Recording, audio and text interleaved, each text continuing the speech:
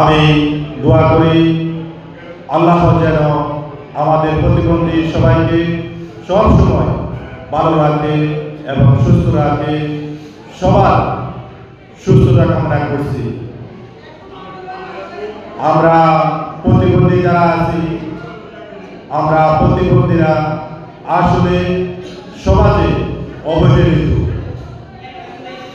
অবহেলিত কারণ হল আমাদের সমাজে, আমাদের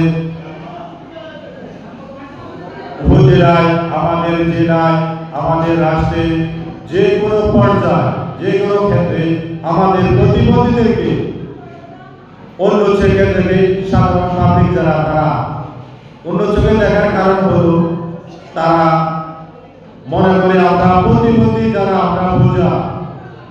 আমি মনে করি আমরা প্রতিবন্ধী যারা আমরা বোঝা নয়, কারণ আমরা প্রতিবন্ধীরাও নিজের পায়ে দাঁড়াতে পারি, আমরা প্রতিবন্ধীরাও স্বাবলম্বী হতে পারি।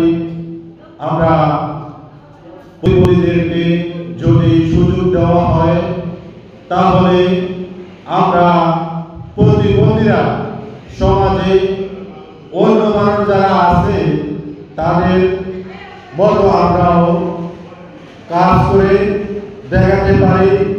ইনশাআল্লাহ আমরা বোঝা নয়, আমরাও পারি।